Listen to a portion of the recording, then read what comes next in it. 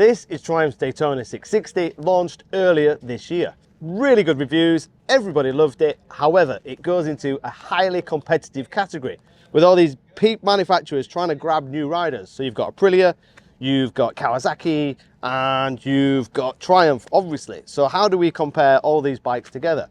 Well, one way to do that is to go racing. Proof is in the pudding. So when we convert the road bike to a race bike and race against the competition, how's it going to fare? Now, normally at Bike World, when we get an invite to ride a race bike, we send our generic hippie, that's Chris. That's because he's young, fast and small and thin, and he rides considerably faster than me. But when this invitation came in, I took it with both hands because I love Cadwell Park and I love these type of bikes. So what we've got is a full weekend of BSB racing, 2 free practices, 1 qualifying, 1 race, against kids that are young enough to be my grandkids. So let's see how we get along on this stunning looking Triumph.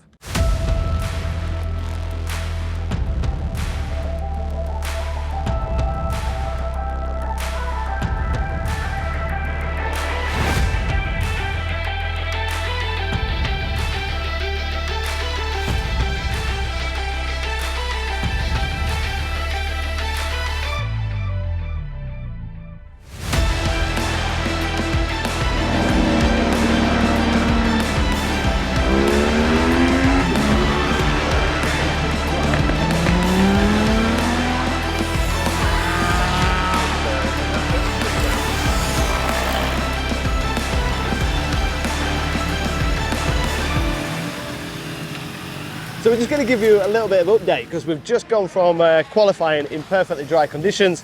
Yesterday was completely wet, rain sodden, slippery, but actually quite enjoyable. To jump from the Daytona 660 road bike to the race bike is a massive jump. Even when you just push them around the paddock, you can feel the difference in the weight, the difference in the bike. They're almost like 2 completely different bikes. But then when you look at the silhouette, you can see that it's pretty similar and there's similarities. It's not a peaky race bike. It carries on a lot of the rider friendliness of the road bike in that you can drive it from about 7,000 RPM. You're not just revving it to pieces. And obviously we've got no rider aids, we've got no traction control, we've got no ABS. All the road legal stuff has been thrown away. It's just a pure 100% race bike. Really enjoyed riding it in the dry, but I've just got to try a little bit harder. Essentially, what I'm doing is kind of riding it like a road bike with road tyres rather than a race bike with race tyres. But we've qualified, we've done a 1 minute 40 point something around Cadwell, which I'm happy with. That's one of my best times ever around Cadwell. We're dead last on the grid, but to be honest, I'm happy with that. I didn't think I'd qualify. I thought it'd be touch and go. So tomorrow is warm up, then we've got the race. That's going to be hard going, but we're on the grid. We're in the race. We're in the fight, as they say. So big thanks to Triumph. Big thanks to everybody for helping me out. It's time to get out of leathers, get a shower, look at the data, see if we can change anything, and we'll go again tomorrow. We had some fun and games.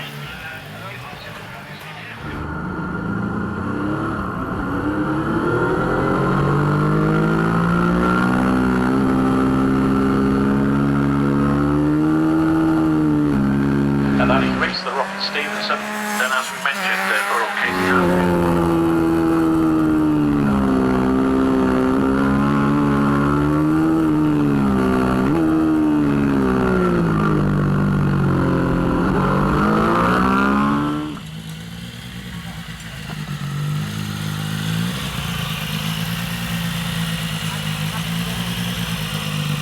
So it's bank holiday Monday, BSB weekend. We've just done early morning warm up, which was 9 o'clock, which was a great way to get out of bed. And we made a few small changes to the bike, but to be fair, the bike is faultless. The bike is 100%. Dave and the guys are doing an amazing job. It's basically down to me to push a bit harder and make it a little bit easier to ride physically because it's going to be a long race. So we just went to try 1 gear higher into Mansfield, 1 gear higher into Coppice, and try and carry corner speed rather than coming back a gear and slowing it down too much. So that was the theory. We went a little bit slower, but I think everybody went a little bit slower, but the bike was easier to ride.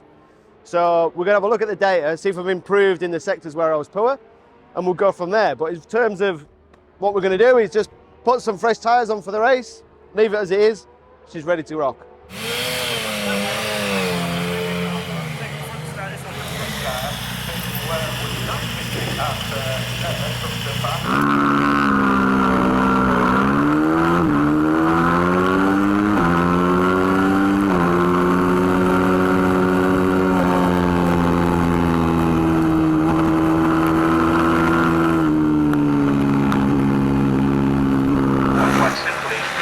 is a middleweight bike class.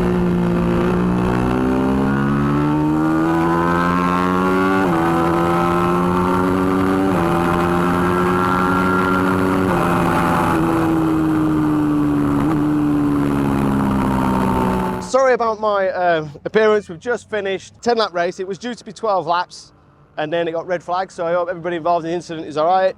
Then it was 10 laps, and 10 laps around here chasing 17-year-olds and 16-year-olds is bloody hard work, but really, really, really enjoyable. So we're just wrapping up the Sports Bike Cup here at Cadwell BSB. What a phenomenal weekend it's been. It's kind of almost like a dream scenario, because I actually like riding in the rain and enjoy it. So riding in the wet was like a nice little stepping stone into getting familiar with Cadwell Park and getting familiar with the bike. And then in the dry, I kind of had to bite the screen a bit, and all these young riders served me a portion, and I ended up on the back of the grid. But what was really interesting, aside from the results, was how we can change the bike and go from a wet setting to a dry setting.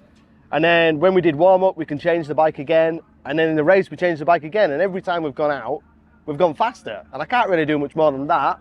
And the race was just so much fun. Thoroughly enjoyed it, trying to hang on to the guys at the back, riding really hard. Cadwell Park is one of the best tracks to ride, and a BSB weekend when you've got 50,000 people, it's just a dream case scenario. The team have looked after me like I'm a MotoGP rider. They've done everything I could possibly want and more. And that leaves us just a bike. I have so enjoyed riding the bike that I honestly think if I had the option of riding any bike in this paddock, including superbikes, I'd probably still ride this, because it's just fun and easy and simple to ride. If you're struggling with a track day bike and it's too much power or it's using too many tyres, or you do a track day and you put it in the van because you're too tired at the last 2 sessions, then just have a full day on one of these.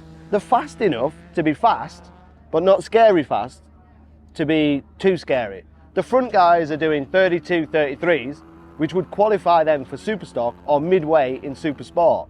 Don't think of this as an A2 entry-level bike. It's not. This is completely changed from the road bike. There's some similarities, but what Triumph have done to create this is a hugely impressive job. So hopefully the guys will let me have another go. We'll go into more technical detail if you've got any technical questions below. All the parts you see on this bike are available from Triumph. So if you want a full race bike, you can buy all these parts. Or if you've got a Triumph Daytona 660 and you just want the suspension, you can buy that.